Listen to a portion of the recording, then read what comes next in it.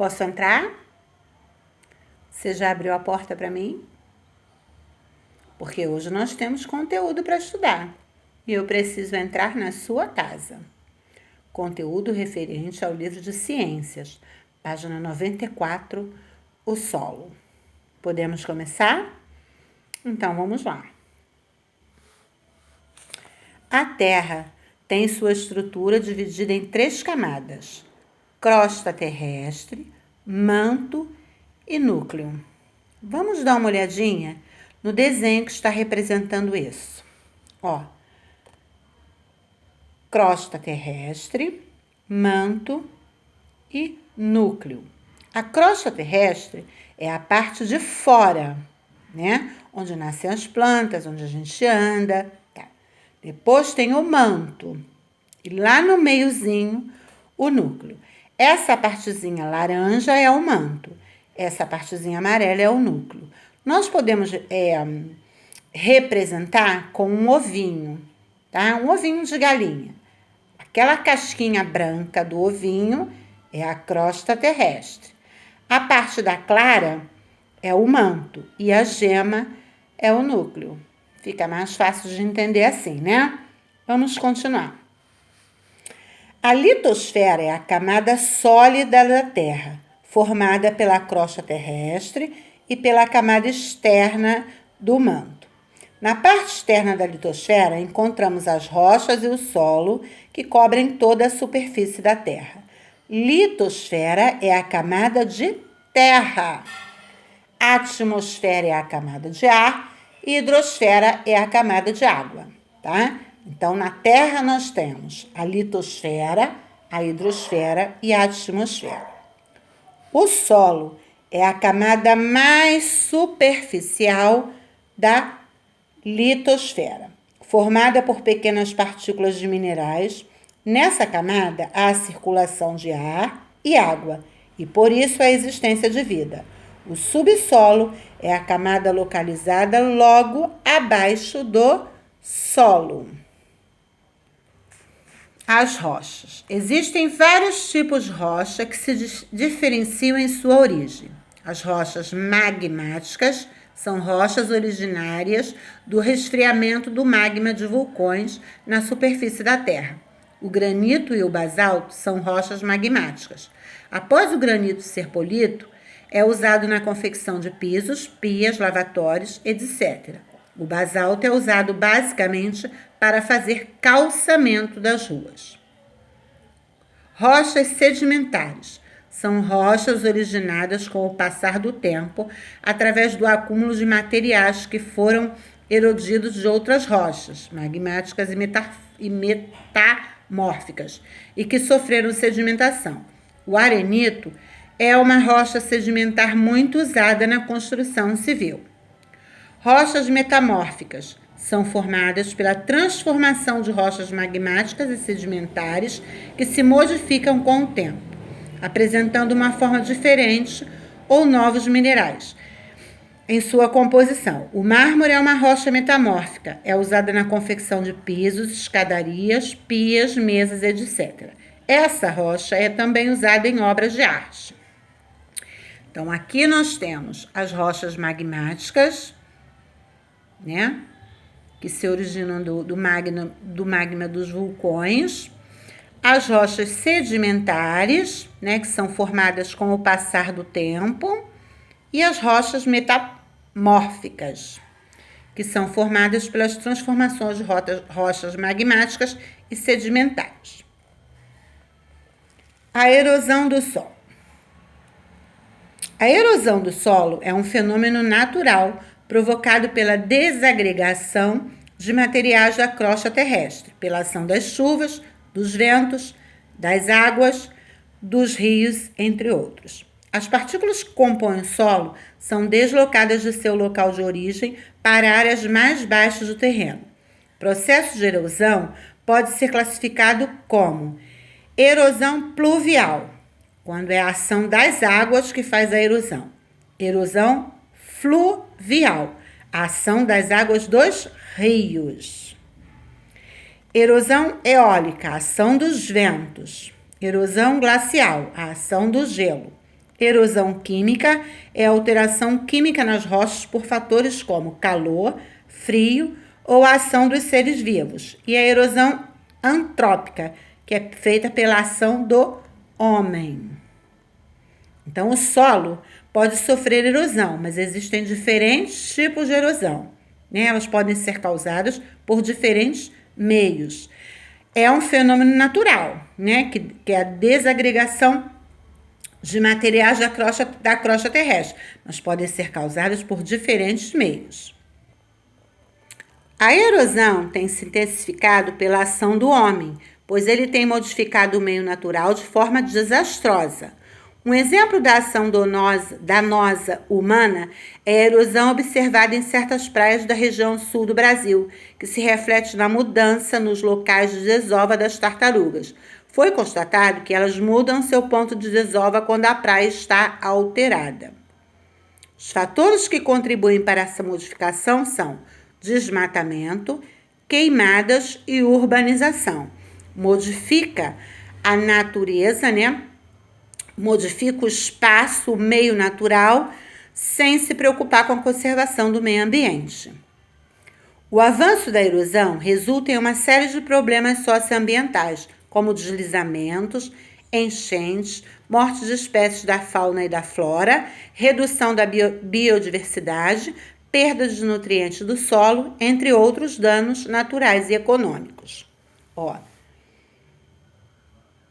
Olha a quantidade de árvore que foi arrancada. Com certeza, nesse espaço está acontecendo a erosão. Quando a chuva vier, sai levando tudo, porque as árvores é um meio de proteção para o espaço geográfico, né? Para aquele espaço.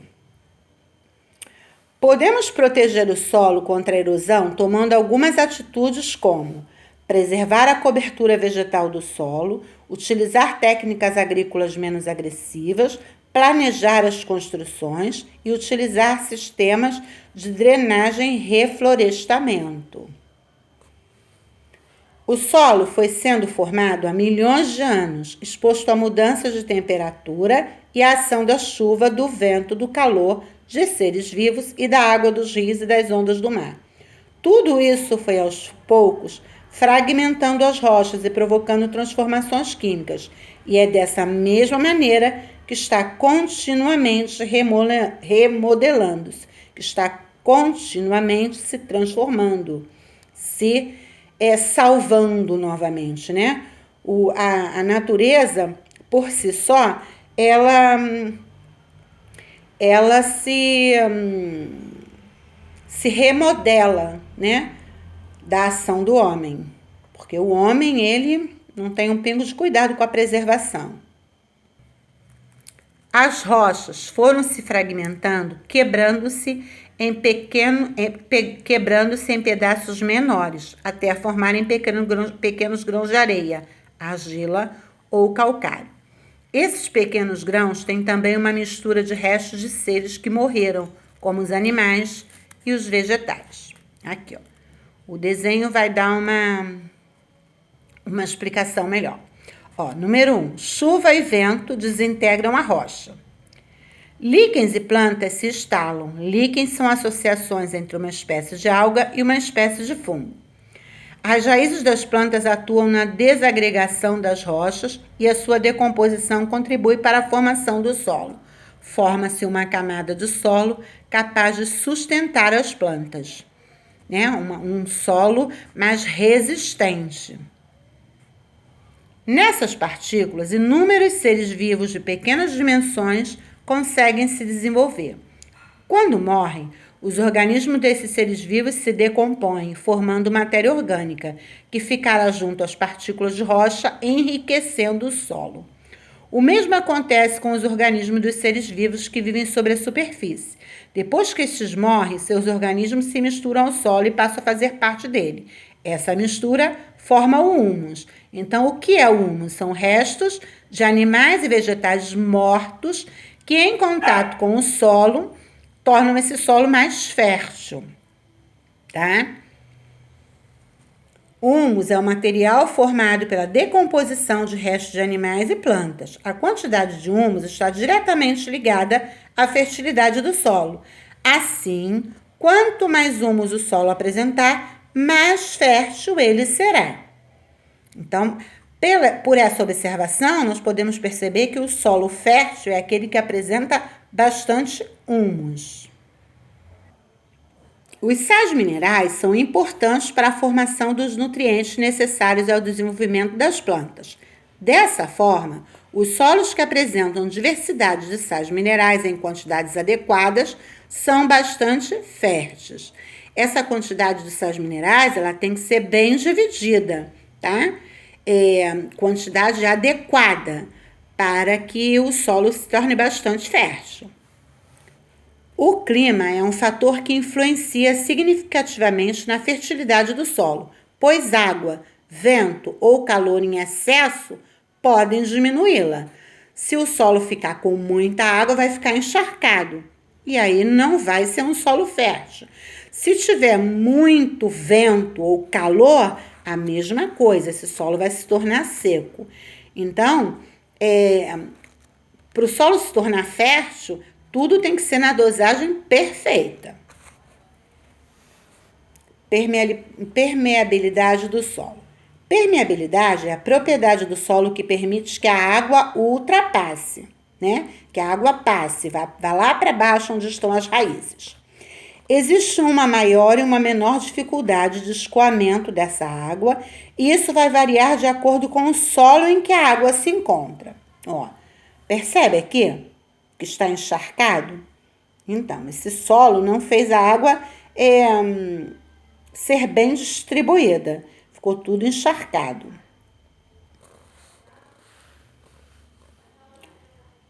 Não teve escoação. A água, quando escoa através de um solo mais granular, como a areia, tem mais facilidade de se transportar devido à alta porosidade do solo. Nos solos ricos em matéria orgânica vegetal, a presença de minhocas facilita o escoamento e o arejamento para o mesmo, porque a minhoca cava túneis, né? Nesse caso, escoa melhor a água e o solo fica mais arejado. Já nos solos mais finos, como a argila é barro, tá? Acontece o contrário. A água não ultrapassa com facilidade. Então, podemos concluir que esse tipo de material é o ideal para impedir a passagem da água em alguns lugares. São próprios para a construção de barragem, pois apresentam baixa permeabilidade, contendo o fluxo da água, né? São os solos que possuem muita argila. Então, o que nós podemos perceber por essa gravura é exatamente isso. Esse é um solo argiloso, por isso que ele ficou encharcado, porque a argila, a água não ultrapassa com facilidade na argila. A água fica meio acumulada, tá? A tia vai continuar aqui na página ao lado, mas vai dar uma paradinha aqui para o solo, pro vídeo dar para não ficar muito extenso, só um minutinho. Tipos de solo. A maioria dos solos é composta de areia e argila, vindas da fragmentação das rochas e de restos de plantas e animais mortos. Os solos são classificados dependendo da maior ou menor quantidade de areia, de argila, de calcário e de humus. Vamos lá. Solo arenoso é aquele que tem uma quantidade maior de areia do que a média. Contém cerca de 70% de areia. Ele seca facilmente, porque é muito poroso e permeável. Deixa a água passar com facilidade. Exemplo, o solo da praia. Vocês já repararam? A onda vem, bate na areia e daqui a pouco a areia está sequinha. A onda vai embora, a areia já está sequinha. Não é? Por quê? Porque a água passa com muita facilidade. Desculpa. Solo calcário. Possui uma quantidade maior de calcário que os outros tipos de solo. Dele é retirado um pó branco ou amarelo que pode ser utilizado na fertilização dos solos destinados à agricultura. É permeável. Com ele, faz-se cimento, gesso e cal. Exemplo, as minas calcárias. Solo argiloso. Possui uma quantidade maior de argila que os outros tipos de solo. A argila é formada por grãos menores que os da areia, o que os torna impermeável. Além disso, esses grãos estão bem ligados entre si, retendo a água e os sais minerais em quantidade necessária para a fertilidade do solo e o crescimento das plantas. Mas se o solo tiver muita argila, poderá ficar encharcado, cheio de poças após a chuva. A água em excesso nos poros do solo compromete a circulação de ar e o desenvolvimento das plantas. Fica prejudicado. É conhecido como solo massapê. Exemplo, os pântanos. Solo umífero. Possui uma quantidade maior de humus que os outros tipos de solo, sendo bastante fértil. O humus ajuda a reter a água no solo, que se torna poroso e com boa aeração. E, através do processo de decomposição dos organismos, produz os sais minerais necessários às plantas. É também chamado de terra preta, que são as matas e as florestas. Então, o que nós percebemos aqui? Que o solo arenoso, ele deixa passar a água com muita facilidade. Nesse caso, a plantinha tem dificuldade, né? Porque o solo vai ficar seco. Calcário possui uma quantidade maior de calcário, ó. São pedras. Aqui a planta também vai ter muita dificuldade para nascer. O solo argiloso, ele possui grande quantidade de argila e pode acontecer dele ficar encharcado, o que mostra essa gravura aqui. Aí a planta vai ter dificuldade para nascer. Já o solo umífero é aquele que possui tudo numa dosagem perfeita. Por isso que ele é o solo mais propenso para a plantação. Ele é um solo bom por isso, porque tudo é divididinho. Ele não fica nem encharcado, nem seco demais, nem cheio de pedra. Então, é um solo pronto para plantação.